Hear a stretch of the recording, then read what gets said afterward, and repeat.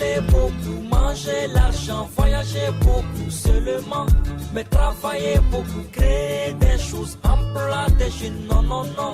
Les dirigeants africains, les dirigeants sont comme ça. Les grandes gueules. Discours du chef de l'État, nous revenons sur celui du président de la Cour constitutionnelle, Mohamed Lamine Bangoura. Après avoir dressé des couronnes, Alpha Condé a interpellé le locataire de Sékou Touréa sur la mise en place de la Haute Cour de justice. Décryptage à suivre dans cette émission. Toujours en parlant de cette investiture, l'opinion a noté l'absence du groupe mythique, le Bembeya Jazz National. Les membres ne sont pas contents. Sékou Diabaté dit Sékou Bembeya est en colère. Vous l'entendrez également dans cette émission. Et puis d'autres sujets qui viendront s'ajouter, viendront meubler cet autre numéro des Grandes Gueules. Encore une fois, merci de nous rejoindre avec toute l'équipe au grand complet déjà installée dans ce studio. Daouda Mohamed Kamara, bonjour. Bonjour Madame Yero, bonjour à tous. Bonjour Djiba Milimono. Bonjour Madame Yero, bonjour à tous. Bonjour Mafoudia Bangoura. Bonjour Yero, bonjour à tous. Antoine Kourouma, bonjour. Bonjour Yero, bonjour à tous. Et cet autre détenu qui meurt en prison, on en parle encore, Antoine Kourouma, on a suivi cette actualité. Nous l'avons appris hier tard, Roger Bamba qui perd la vie en détention. Une autre tache noire dans le bilan Alpha Condé. Hier, nous décryptions le discours du président à l'occasion de son investiture, de sa réinvestiture, puisque c'était la 3e fois. Et ce décès, malheureusement, de ce militant de l'UFDG vient noircir, voire fausser tout le discours tenu hier par Alpha Condé, parce que à mon niveau, je mettais en doute la sincérité de ce discours. Et encore une fois, lorsqu'un président dit qu'il faut oublier le passé et penser à un avenir radieux, lorsqu'il prône pour l'unité des Guinéens ou encore la réconciliation, je ne vois pas comment cela est possible lorsque tous les jours, de nouveaux actes viennent grossir le bilan macabre par moment d'un certain nombre de pratiques qui a lieu dans ce pays. C'est justement ce que j'essayais de dire à Daouda hier. Je dis quand on dit d'oublier le passé, c'est quand par exemple vous n'avez pas été victime. Imaginez par exemple la femme de Roger Bamba, ses 2 enfants, qu'on leur dise de mettre juste un trait comme cela sur le passé. Je crois que vous faites amalgame, Madame Yero. La question, la forme sur laquelle vous avez posé cette question, revenir, peut-être que... Vous aurez la parole. Voilà, non, puisque vous m'avez cité, il faut que je me défende maintenant. En vous citant, c'est pas pour que vous réagissez tout de suite. Voilà, il faut que je me défende. Il faut vous préparer à réagir. Attendez que je finisse d'abord.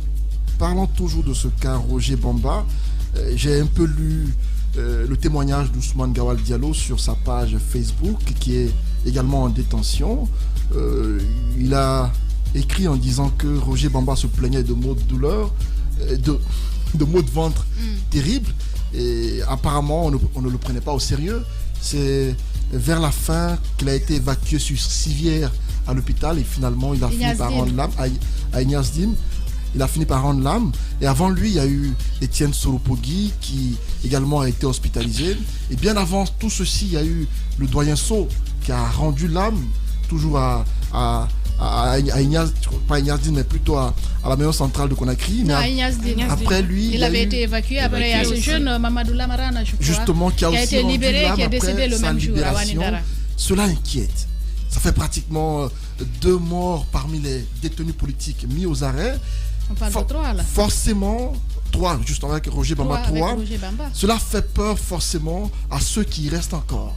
Le cas Étienne Soropogui, on ne dira pas qu'on souhaite qu'il meure, mais le fait qu'il soit allé à l'hôpital fait craindre forcément. Son avocat a d'ailleurs demandé une évacuation qu'il n'a finalement pas pu obtenir. Soit traité. Roger Bamba, je le dis, je ne le connaissais pas assez, mais je l'ai vu en action sur la toile et parfois dans les radios lorsqu'il militait pour l'UFDG.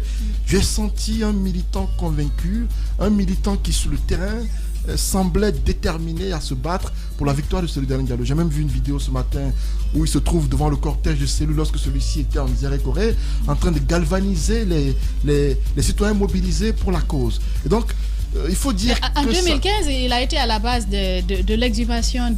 On avait enfoui des PV du côté de Lola. Il était à la base de tout ce combat. Il est parti dans les villages. Ils ont réussi à quand même sortir ces PV. Je dirais qu'il a été tout de même un militant assez courageux, engagé, qui se battait pour une cause. Et ce qui surtout militant en sa faveur, c'est le fait qu'il soit ressortissant d'une autre région et qu'il se batte autant pour Cellou-Dalein Diallo qu'on dit être un leader communautariste. De l'autre côté, parlons toujours d'Alpha Condé par rapport à la mort de ce militant de l'UFDG, il faut le préciser, c'est important. Encore une fois, ça vient durcir les relations forcément entre lui et son adversaire potentiel qui est Cellou-Dalein Diallo. Hier, celui-ci a fait une conférence de presse et on disait qu'Alpha Condé, dans son discours, aurait pu ouvrir une brèche en citant nommément son adversaire à cette élection pour un dialogue éventuel. Il aurait pu le faire.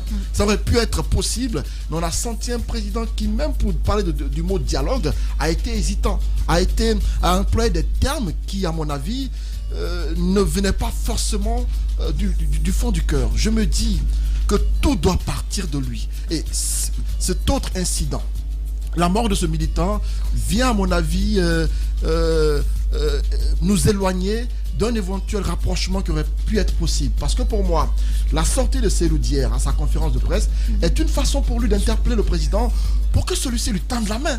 On sait tous que... Parce qu'on a l'impression qu'il y a cette crise de confiance. Personne ne croit en l'autre parce que cette sortie de Cellou, c'est comme pour dire qu'il ne croit pas en tous ces mots, à tous ces propos du chef de l'État. La crise de confiance, elle est là depuis des années.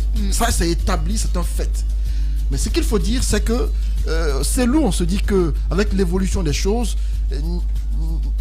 il n'a plus cette capacité de mobiliser et on a tendance à constater de la lassitude chez les militants. Mais au regard de la façon dont les choses évoluent, Cellou mène des actions en vue de se faire entendre. Et je me dis, le fait d'appeler à sortir, le fait d'appeler à des mouvements dans la rue, ce n'est pas forcément ce qu'il veut.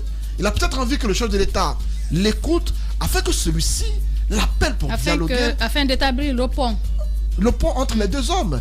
De l'autre côté, Alassane Ouattara, on dit souvent que ce n'est pas un exemple en matière démocratique, mais il a tout de même pris le courage de dire clairement le nom de son opposant, qui était Henri Konan Bédié, à dialoguer. Il a mis en place un gouvernement, il est sur le point de mettre en place un gouvernement et il a nommé comme ministre de la Réconciliation l'un de ses candidats aux élections, l'un de ses adversaires, qui était Kakabé. C'est un des actes qui, pour moi, certes, ne peuvent pas forcément être concrétisés. Et au poste du ministère de la Réconciliation nationale. C'est un acte qui, pour moi, est de nature à rapprocher les positions. Kakabé, dans son premier discours, dit qu'il va faire en sorte que Laurent Gbagbo revienne au pays, Charles Blé Goudé ainsi que Solo Guillaume reviennent au pays pour une tentative de réconciliation. Je me dis que Alpha Condé n'a rien à perdre en le faisant ainsi. Il a obtenu ce troisième mandat. Il a pratiquement tous les leviers au niveau de la République. Pourquoi hésiter ou pourquoi refuser de faire en sorte que les choses soient apaisées en appelant son principal adversaire à dialoguer, mais surtout à apaiser le climat politique qui de jour en jour devient tendu et ça ne rassure pas du tout. Surtout la mort de Roger Bamba vient apporter vient tout gâcher pratiquement.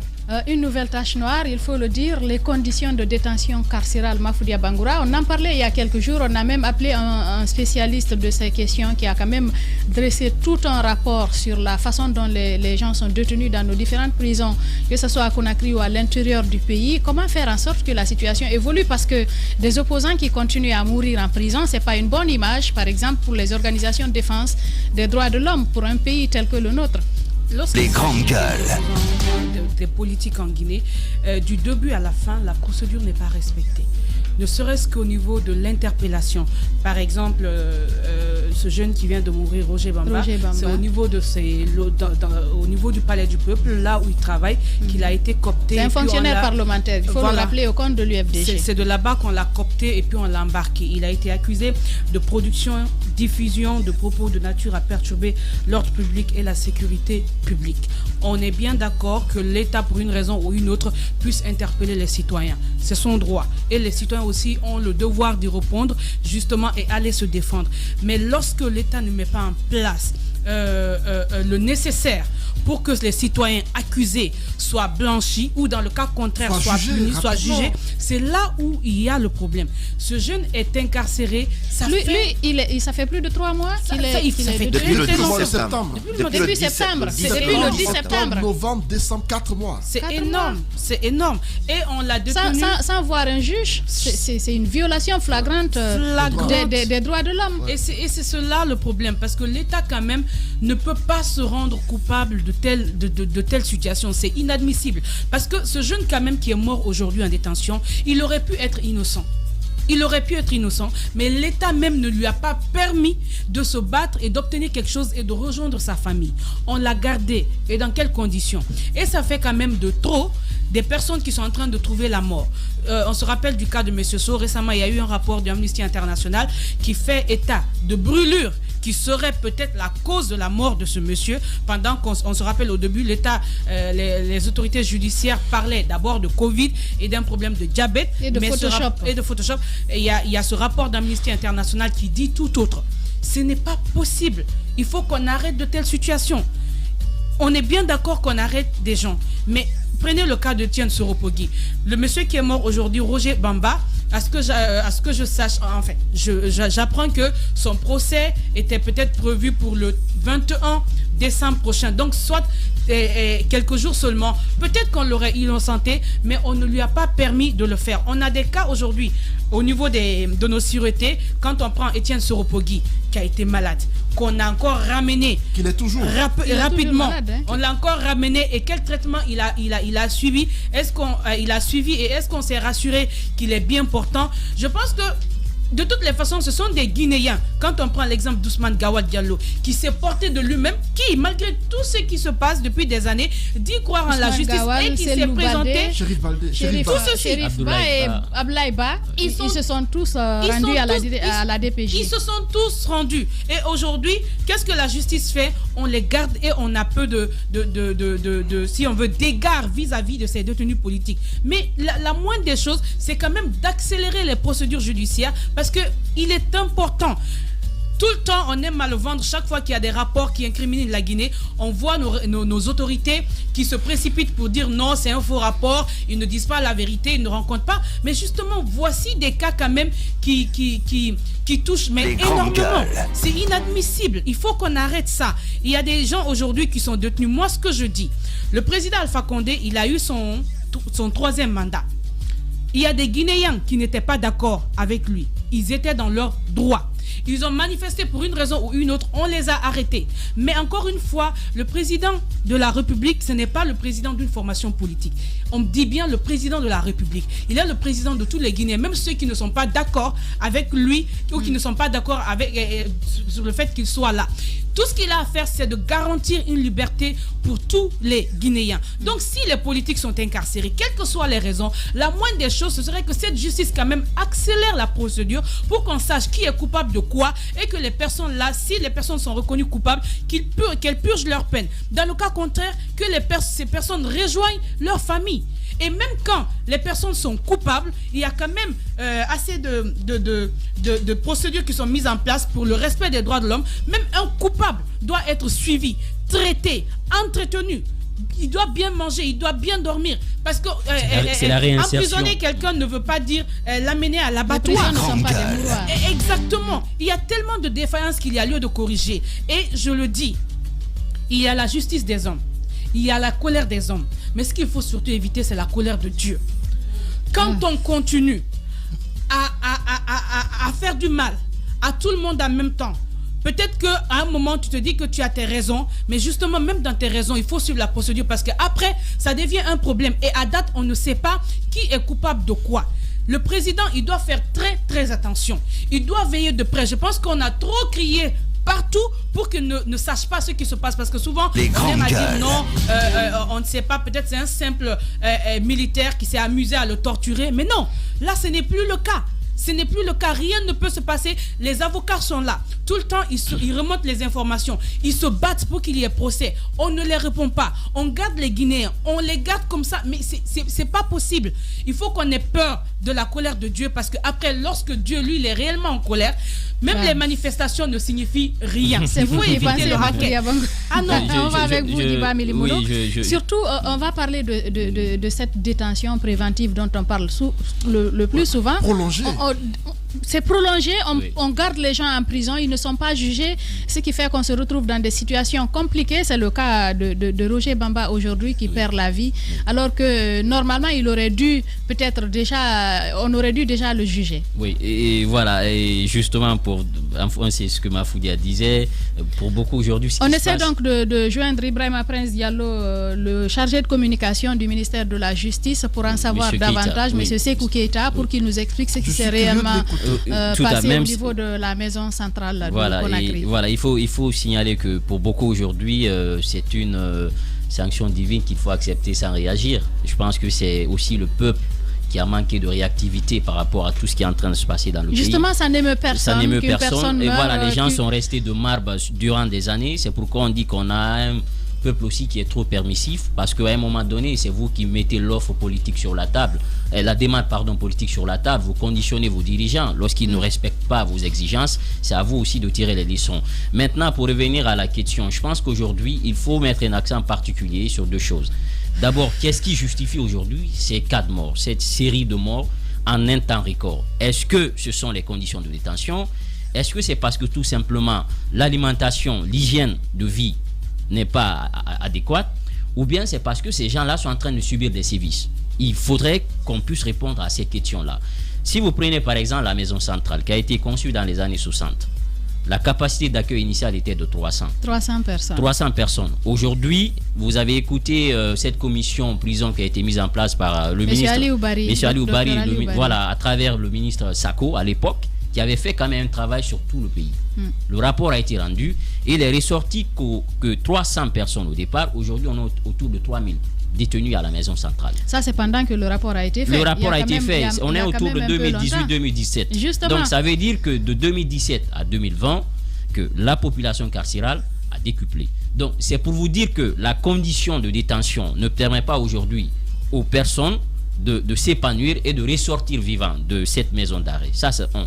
Deuxièmement, si vous regardez qu'on parle de la réinsertion sociale, parce que vous ne partez pas parce que on veut vous priver de votre liberté, mais parce que de l'autre côté, on veut vous réintégrer dans la société.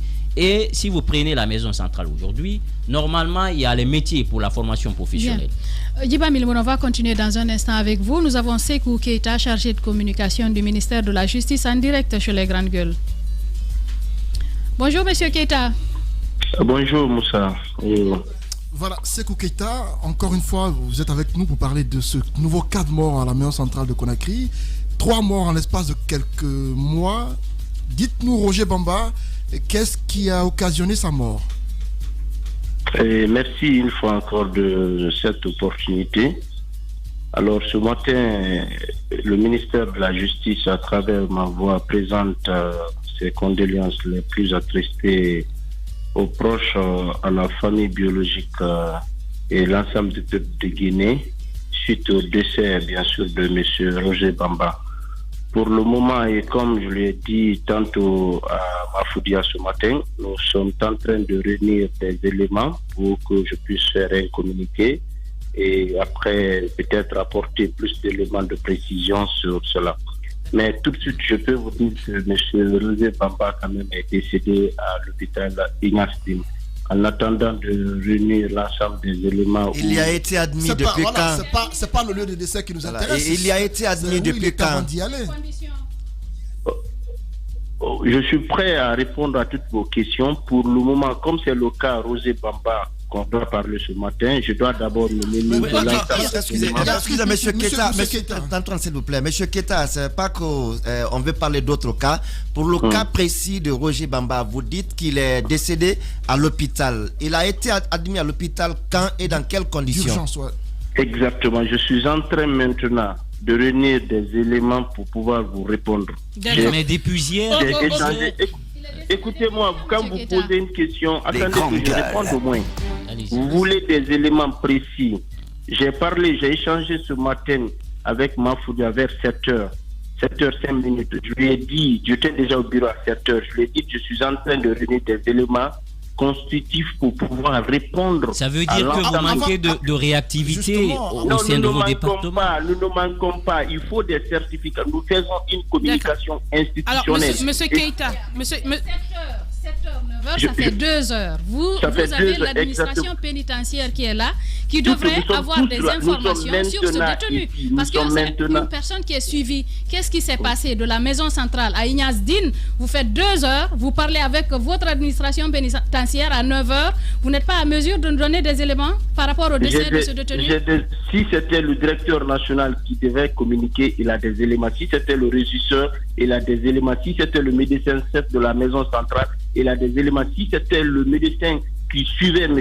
Roger Bamba à l'IACI, il a des éléments. Est-ce que vous, à votre tour, en tant que responsable de la communication, est-ce que, en de pareilles circonstances, vous devez attendre que ces gens viennent vers vous, ou c'est vous qui devez anticiper, puisque vous devez communiquer quand même à la place du ministre de la Justice?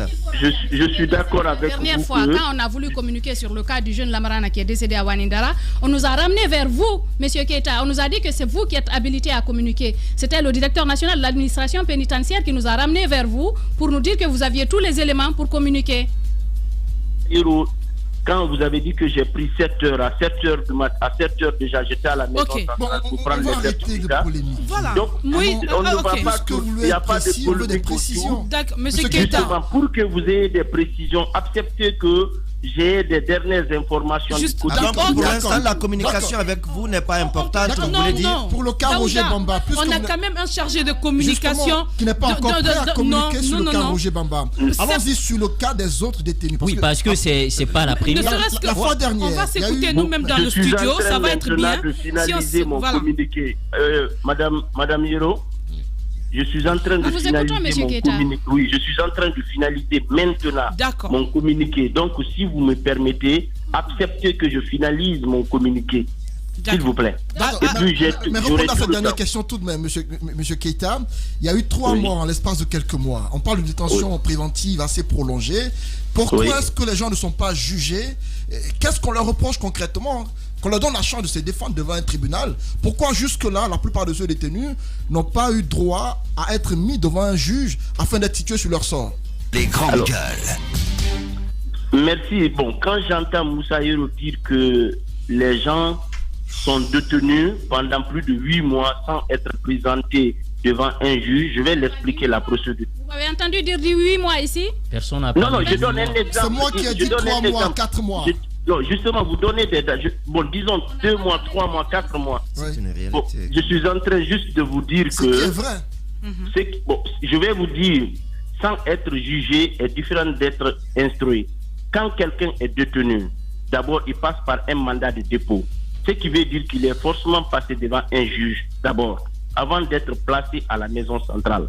Après, le juge prend tout le temps, si c'est en information, de trouver des éléments constitutifs de l'infraction avant de ramener, c'est-à-dire avant de prendre une ordonnance pour ramener le monsieur devant un juge pour le jugement. La détention préventive prend combien de temps, monsieur Keita, dans les conditions normales? Ça dépend de l'appréciation de monsieur le juge et de la procédure de l'infraction. Mais traditionnellement, on sait que c'est 4 mois renouvelables. Peut-être vous et nous, on n'a pas la même lecture des choses, monsieur Keita. Non. Vous parlez de délai de détention ou vous parlez de délai de la procédure? Parce que là, il faut de détention préventive. Oui, la détention préventive, elle est connue, c'est 4 mois renouvelables. Voilà. Donc, mais il se peut que entre 1 à 4 mois, que le juge est en train d'instruire le dossier de l'inculpé ou de présumé détenu. Monsieur Keita. Alors, vous savez ce que les gens disent? On dit que la chaîne pénale ne fonctionne pas bien. Lorsque les personnes viennent attendre leur procès, il y a des personnes, par exemple, normalement, qui ont fait, soit c'est des délits ou des crimes, ils sont tous parfois mis ensemble, et ce qui ne facilite pas d'ailleurs les choses. Et en même temps, on dit que la chaîne pénale ne fonctionne pas bien, ce qui expliquerait aujourd'hui cette surpopulation carcérale. Alors, pour cela, quand le ministre de la Justice actuel a pris fonction, souvenez-vous de sa circulaire quand même, cette circulaire qu'il a eu quand même à adresser à l'ensemble des magistrats de Guinée. Et suite à ça, il a pris tout le temps pour comprendre les conditions de détention de l'ensemble des détenus de nos prisons guinéennes. Pour cela, il s'est levé, il a fait 2 semaines de tournée dans toutes nos prisons, en compagnie non seulement des jeunes de défense des droits de l'homme, mais... Monsieur Keita. Oui. Monsieur Keita, vous n'allez pas faire comme si les réformes que vous êtes en train d'entreprendre ont déjà commencé à fonctionner. Nous connaissons les réalités. Ce serait déjà bien que vous admettiez que oui, il y a défaillance au niveau de tout le processus et que juste de la chaîne d'inculpation et autres. Et que pour les cas de maître, par exemple, Roger Bamba, il y a eu un retard. Il serait bien de le reconnaître justement pour revenir sur le cas de Roger Bamba. Madame Mafouria, s'il vous plaît, je vais vous dire aujourd'hui. Non, Madame Mafouria, s'il vous plaît, Madame Mafouria. Je pose ma question, vous aurez le temps de répondre. Certes, vous n'avez pas des éléments d'après sa mort aujourd'hui, mais est-ce que avant sa mort, la justice a été saisie sur son cas, sur son état de santé? Est-ce que vous avez eu vent des problèmes qu'il rencontrait pendant cette détention? Alors aujourd'hui, Madame Mafouria, je peux vous dire sans me tromper que je ne dirais pas les conditions de détention dans nos prisons sont meilleures aujourd'hui, mais je peux dire qu'ils répondent quand même à des critères internationaux. Pour cela, avec oui, 3000 pour 300 je vous explique, Madame Mafouria, je vous dis aujourd'hui les conditions de détention en République de Guinée répondent à des critères internationaux. Je peux vous dire ça, me tromper. Et je peux vous mettre en défi, et je mets en défi les ONG ainsi que les avocats pour dire que les conditions de détention ne sont pas meilleures dans nos prisons. Pour preuve, laissez-moi aller jusqu'au bout. Vous avez eu le temps, laissez-moi jusqu'au bout. Pour preuve, nous avons eu à rencontrer l'ensemble des détenus de la maison centrale de Conakry en compagnie non seulement des ONG de défense des droits des hommes, mais aussi en présence des avocats. Et nous avons eu à prendre vent de leur situation. Pour cela, on n'a jamais détecté une mauvaise condition de détention. Jamais. De là jusqu'à Cancan, on a fait cette tournée. Et on a pris tout le temps d'écouter l'ensemble des prisonniers, pas seulement en solo, mais en présence non seulement de leurs avocats, mais d'autres organisations non gouvernementales qui sont habilitées à rendre visite permanemment aux détenus. Vous savez, à Cancan, il a fallu qu'un prêtre prenne l'initiative pour aller nettoyer les toilettes de la maison de détention de Cancan. Et si vous nous dites que Cancan, il n'y avait pas de problème, je me demande, vous parlez de quelle Guinée, monsieur Keita? Je parle de la République, non. Je parle de la Guinée, ça fait... 3000. Vous parlez de conditions normales à l'échelle standard, à l'échelle internationale. Vous trouvez que c'est raisonnable, ça? Non, mais Madame Yero, moi, à aucun moment on a signalé un cas dégradant d'un détenu dans nos prisons ici parce que c'est pas possible. Est-ce qu'on va bon, Monsieur Keita, je reviens sur ma question. Avez-vous été saisi sur l'état de santé de Roger Bamba bien avant sa mort? La justice. La justice, tu parles de quelle justice? Tu parles du cabinet ou alors le ministère? Le ministère de la Justice, nous avons une direction nationale qui veille aux conditions de détention de l'ensemble des détenus et qui surveille permanemment et de façon très quotidienne. Nous avons des bulletins de surveillance de l'ensemble des détenus. Ceux malades, je vais vous dire aujourd'hui comment est classifié les détentions. Ça, je vais vous dire de façon très claire. Quand un détenu arrive à la maison centrale, si il est malade, il a des cales pour des malades, c'est-à-dire nous avons des cellules pour des malades. Et cela divisé en deux parties. Ceux qui sont malades et que leur maladie elle est contagieuse, ils sont dans une cellule. Ceux qui sont malades et que leur maladie est normale, ça ne peut pas être contagieux, ils sont dans une cellule. Et nous avons une équipe permanente de 33 personnes à la maison centrale. Nous avons 2 infirmeries plus le centre de traitement Covid. Et nous surveillons de façon régulière et quotidienne l'ensemble des détenus. Vous surveillez, mais vous surveillez de façon régulière, mais vous n'êtes pas capable de nous dire ce qui est, si vous avez été saisi ou pas sur l'état de santé de Roger Bamba, par exemple. Monsieur Keita, vous êtes là? Il est parti. Monsieur Keita, que nous avons malheureusement perdu. En tout cas, merci d'avoir répondu à nos questions ce matin. Djiba Milimono, on a écouté le chargé de communication du ministère de la Justice. Oui, et je pense que ça communique très mal du côté du ministère de la Justice. Le constat, il ne date pas d'aujourd'hui. Il est plus...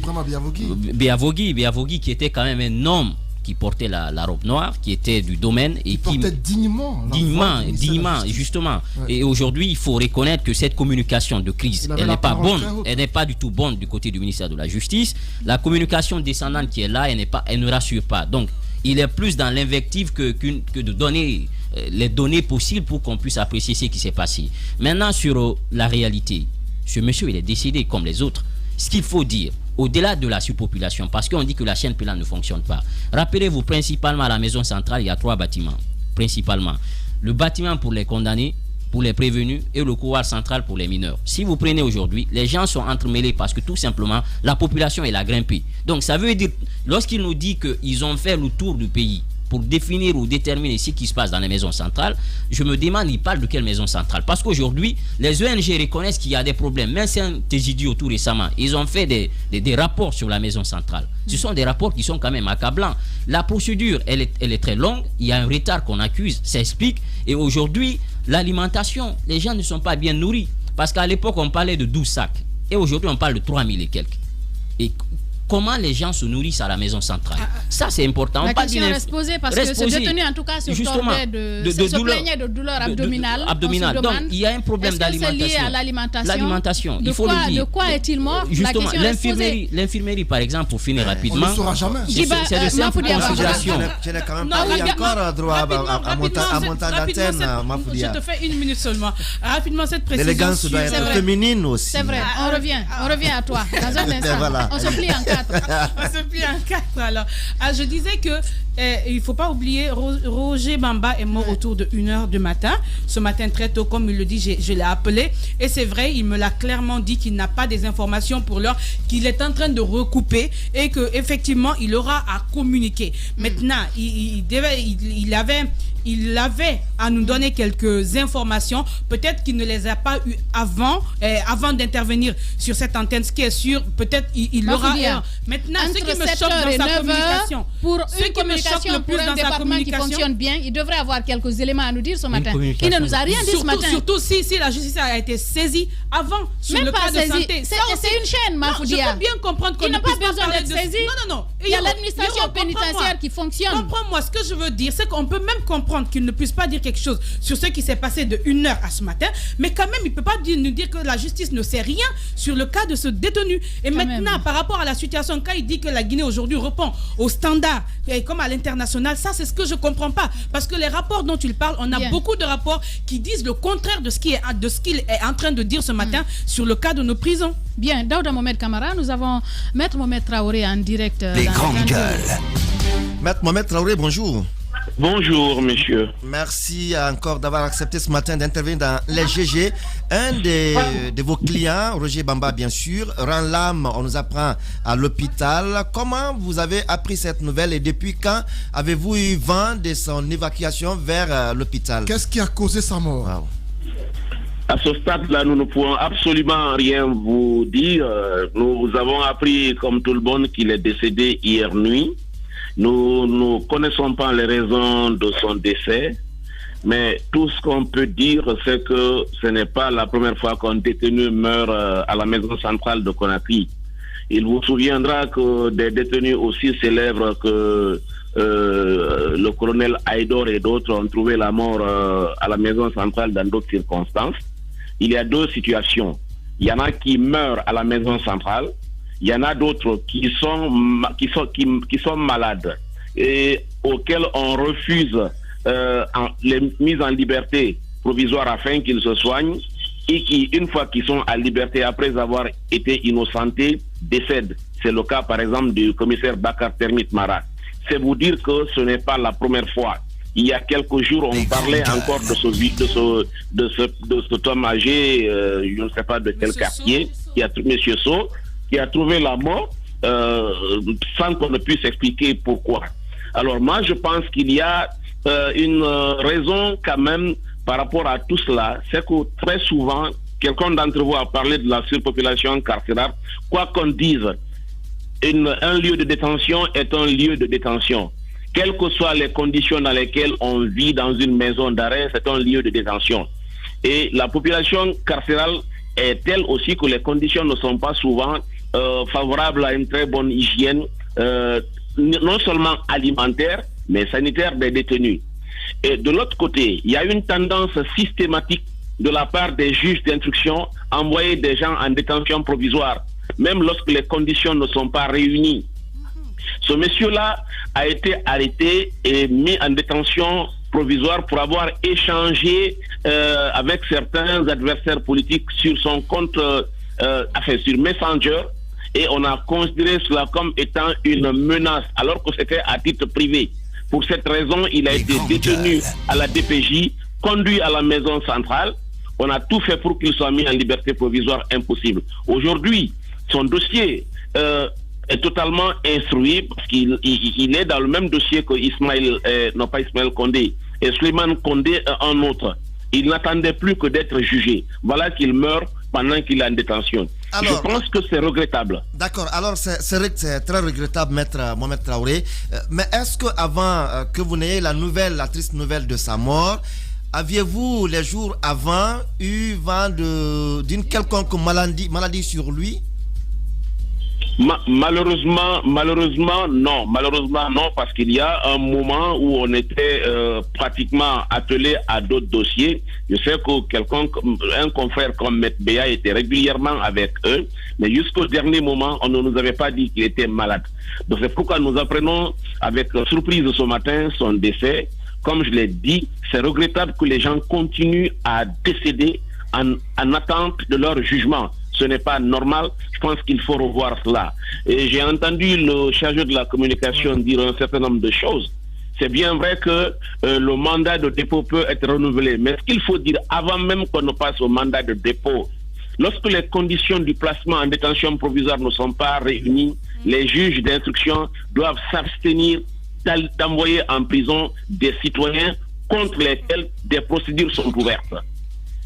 Mais M. Keita dit qu'aujourd'hui, par rapport au standard international, les conditions de détention en Guinée sont bien acceptables. Est-ce que vous qui êtes en contact régulier avec vos clients, est-ce que vous confirmez cette affirmation de M.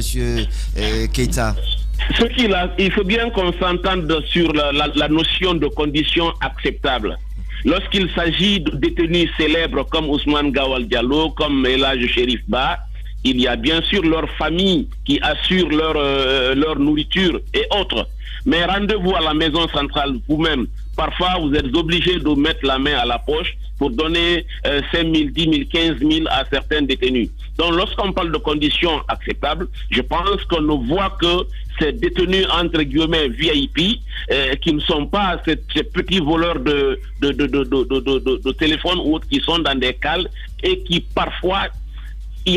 on les appelle même parfois des squelettes, tellement ils sont je sais même, je suis tellement sous l'émotion que franchement les mots me manquent, je vous assure. Alors, Maître Traoré, dernière question, Maître, il y a quand même Roger Bamba qui est parti, il n'a pas eu le temps de se battre, ou bien il n'a pas eu le temps d'être jugé, de savoir s'il est coupable ou pas, de rejoindre sa famille. Par rapport à tous les autres cas, dites-nous, comment comprenez-vous l'attitude de la justice? Est-ce que des fois, on peut considérer ça comme une stratégie? Est-ce que c'est fait exprès ou bien c'est un manque je sais pas, un manque... de considération, de travail professionnel. Comment vous expliquez cette situation qui n'a que trop duré? Mafoudia, comme je l'ai dit, ce que je déplore le plus, c'est la banalité avec laquelle on envoie les gens en détention. Il y a des cas qui ne méritent vraiment pas un placement en détention provisoire. Et quand je parle de banalité de la détention provisoire, je prends encore le cas de Roger Bamba. Après qu'on ait terminé la procédure de l'information judiciaire, on aurait bien fait d'organiser son procès, de programmer son procès pour qu'il soit situé sur son sort, pour qu'il sache si ce qui lui a été reproché était fondé ou pas. Maintenant, on le laisse comme ça en détention et on s'occupe d'autres personnes qui viennent encore grossir le rang des personnes qui sont en détention. Je pense que c'est ce qu'il faut déplorer. Et je vais vous dire, dans ce genre de dossier, quoi qu'on dise, la justice n'a pas tout à fait son indépendance, disons-le clairement. C'est une chimère lorsqu'on parle d'indépendance de la justice concernant certains types de dossiers. Je sais que les gens ne vont pas le reconnaître, mais c'est une réalité. Nous, avocats qui évoluons sur le terrain, nous savons ce qui se passe. Nous savons que les juges n'ont pas souvent les mains libres quand il s'agit de ce genre de dossier. Mais bien entendu, pour faire bonne figure, chacun viendra dire « Ah, la justice est indépendante, la justice est indépendante, et depuis un certain temps, tout se passe très bien. » Mais ce n'est pas vrai. Traoré, en tout cas, merci d'avoir accepté de répondre à nos questions ce matin, maître. Merci beaucoup. On a écouté Maître Mohamed Traoré. Oui, lui au moins il a répondu à nos questions, mais lorsque vous remerciez M. Keita d'avoir répondu à nos questions, il n'a vraiment pas répondu à nos questions. Il nous a... Non, il n'a pas répondu à nos questions. Il nous a juste fait balader dans, je ne sais pas, ses imaginations. Maître Traoré non plus n'a pas été capable de nous dire, je sais pas, éléments sur le cas Roger oui, Bamba. oui. Mais lui, c'est pas la même situation. C'est pas la même situation. Alors, si vous voulez qu'on mette en comparaison, si Mafoudia veut qu'on mette en comparaison, Maître Traoré. C'est pas le cas. Je veux juste dire que sur le cas Roger, aucun des deux n'a ce matin là tout de suite des éléments pour. C'est le ministère de la Justice qui pouvait nous donner des éléments. L'autre n'est qu'un avocat, il n'y a on lui permet d'y aller. Mon jugement, c'est mon droit. Keita n'a pas répondu à nos questions comme Mohamed Traoré. Voilà. Alors, parlant des conditions de détention, aujourd'hui, je ne dirais pas mieux que les prédécesseurs, mais quand j'entends M. Keita nous dire que la Guinée, les conditions de détention aujourd'hui sont au standard international, ça m'écoeure, ça me met mal à l'aise parce que faites un tour. Il a dit, Maître Traoré, et là, Chérif, il a tous les moyens aujourd'hui, sa famille, de l'entourer avec tout l'amour qu'il faut, avec tout le manger qu'il faut et autres. Ousmane Gawal, la même chose, et entre autres, Selou Baldé et autres, ils peuvent avoir tous ces privilèges. Mais pensons un peu à ce jeune qui a été interpellé, qui n'a même pas de parents à Conakry. Parfois, ils sont interpellés, ils sont détenus, on ne sait même pas, on ne sait même pas pourquoi ils sont là. Et pensez un peu à ces personnes. Aujourd'hui, on parle de Roger Bamba, c'est parce que c'est un acteur politique. Mais tous les jours que Dieu fait, il y a des Guinéens qui meurent par manque de protection, par manque de soutien, par manque de prise en charge de la justice dans ces maisons centres et dans ces maisons de détention. C'est vrai qu'on parle de Roger, c'est parce qu'il est connu. Ceux qui ne sont pas connus, les anonymes qui meurent tous les jours. Et qu'on veuille nous dire aujourd'hui que les conditions de détention sont à la hauteur du standard, moi, j'aimerais interpeller rapidement le ministère de Je l'Action crois sociale. qu'il faut qu'on arrête un peu cela. Les autres ont dit, j'ai même, quand Mafoudia est allé jusqu'à exprimer même la fibre féministe dans cette situation, c'est très mal. Pourquoi la fibre féministe? Ça vous fait sursauter tout parce que j'ai dit. Juste avant de passer. Je ne vous attaque pas, mais je l'ai vu dans une maternité. Je l'ai vu dans une mère de famille qui s'exprime. Quand elle va jusqu'à dire que la colère de Dieu, c'est vrai, quand on l'entend dire ça, c'est un peu. Tu ne crois pas en Dieu? Non, la pitié féminine. La foi n'a rien à voir avec les féministes, mon frère, laisse tomber. La pitié féminine. J'aimerais dire juste une chose sur Je peux rapidement rajouter ceci par rapport au passage du porte-parole du ministère de la Justice. Comme tout le temps, il aime la polémique, Moussa Keita. Sékou Keita plutôt. Généralement, il refuse de répondre aux questions. Il s'attarde sur des questions de personnes. Je rappelais tantôt le cas Béavogui qui malheureusement nous a quittés. Cet homme portait haut la parole du ministère. Lorsque c'était mauvais, il le reconnaissait. Il a reconnu lors d'interviews que les prisons ne sont pas bien. Les conditions dans les prisons ne sont pas de nature à encourager la détention de certaines personnes. Il a reconnu qu'à part Kindia, la Guinée n'a pas de prison digne de nom. Quelle ironie du sort. Quelle ironie du sort. On est au temps d'un président de la République qui a quand même souffert de cette détention arbitraire. Qui a été détenu d'ailleurs. Qui a passé quelques temps.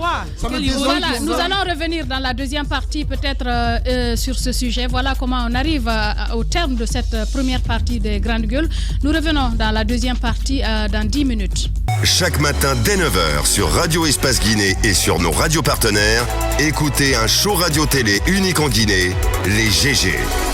Pendant 2 heures, l'équipe des GG de Radio Espace Guinée s'applique à partager l'actualité au plus près du quotidien des Guinéens. Un rendez-vous exceptionnel mêlant infos en direct, débat autour de l'actualité, réactions et interventions d'experts. En simultané sur Espace TV.